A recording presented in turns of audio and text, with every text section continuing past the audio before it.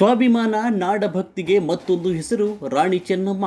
ಸಿದ್ದರಾಮಯ್ಯ ಸ್ವಾಭಿಮಾನ ನಾಡಭಕ್ತಿ ದೇಶಭಕ್ತಿ ಗೀತೆಗೆ ಮತ್ತೊಂದು ಹೆಸರು ರಾಣಿ ಚೆನ್ನಮ್ಮ ಅಂತ ಸಿದ್ದರಾಮಯ್ಯ ಬಣ್ಣಿಸಿದರು. ವಿಧಾನಸೌಧ ಮುಂದಿನ ಮೆಟ್ಟಿಲುಗಳ ಬಳಿ ಕಿತ್ತೂರು ವಿಜಯೋತ್ಸವದ ಜ್ಯೋತಿಗೆ ಚಾಲನೆ ನೀಡಿ ಮಾತನಾಡಿದರು. ಇಲ್ಲಿಂದ ಹೊರಟ ಜ್ಯೋತಿ ಎಲ್ಲ ಜಿಲ್ಲೆಗಳನ್ನು ಹಾದು ಕಿತ್ತೂರು ತಲುಪಲಿದೆ.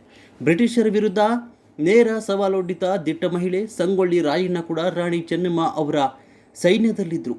ಬ್ರಿಟಿಷರಿಗೆ ತೆರಿಗೆ ಕೊಡಲು ವಿರೋಧಿಸಿ ವಿರೋಚಿತವಾಗಿ ಹೋರಾಡಿದ ದೇಶ ಪ್ರೇಮಿಗಳು ಇವರು ಎಂದರು.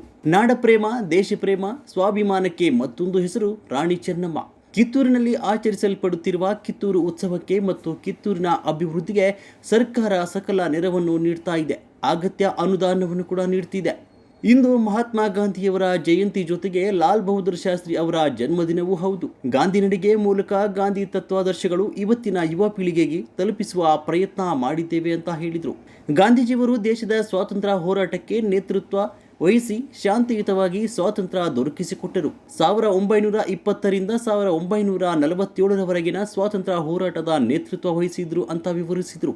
ಉಪಮುಖ್ಯಮಂತ್ರಿ ಡಿ.ಕೆ. ಶಿವಕುಮಾರ್, ಬೆಳಗಾವಿ ಜಿಲ್ಲಾ ಉಸ್ತುವಾರಿ ಸಚಿವರಾದ ಸತೀಶ್ ಜಾರಕಿಹೊಳಿ, ಪ್ರವಾಸೋದ್ಯಮ ಇಲಾಖೆಯ ಸಚಿವರಾದ ಎಚ್.ಕೆ. ಪಾಟೀಲ್, ಮಹಿಳಾ ಮತ್ತು ಮಕ್ಕಳ ಅಭಿವೃದ್ಧಿ ಇಲಾಖೆಯ ಸಚಿವರಾದ ಲಕ್ಷ್ಮೀ ಹೆಬ್ಬಾಳ್ಕರ್, ಸಚಿವರಾದ ಪ್ರಿಯಾಂಕ ಖರ್ಗೆ, ಕಿತ್ತೂರು ಶಾಸಕರಾದ ಬಾಬಾ ಸಾಹೇಬ್ ಪಾಟೀಲ್, ಬೆಳಗಾವಿ ಜಿಲ್ಲಾಧಿಕಾರಿ ಮೊಹಮ್ಮದ್ ರೋಷನ್, ಜಿಲ್ಲಾ ಪಂಚಾಯತ್ ಮುಖ್ಯ ಕಾರ್ಯನಿರ್ವಾಹಕ ಅಧಿಕಾರಿ ರಾಹುಲ್ ಶಿಂದೆ, ಬೈಲಹೊಂಗಲ ಉಪವಿಭಾಗಾಧಿಕಾರಿ ಪ್ರಭಾವತಿ ಫಕೀರಪುರ್ ಮತ್ತಿತರರು ಈ ಸಂದರ್ಭದಲ್ಲಿ ಉಪಸ್ಥಿತರಿದ್ದರು.